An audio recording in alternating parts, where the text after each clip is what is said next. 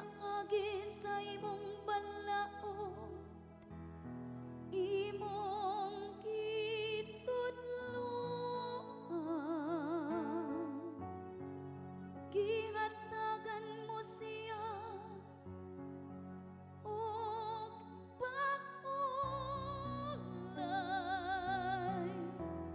sa daotang mga adlaw. Ang Ginoo dili mo biya sa iyang lungsod, kay ang Ginoo dili mo salikway sa iyang lungsod. Di mo biya sa iyang kapili, apan ang hukom ubanan pag-usab sa katarong,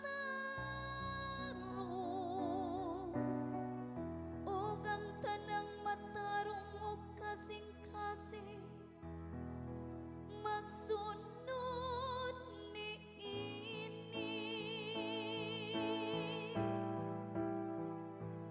Ang Ginoo dili mo biya sa iyang lungsod. Kun ang Ginoo wala pa mo tabang kanako, dili hunta magdugay nga magpuyo ako sa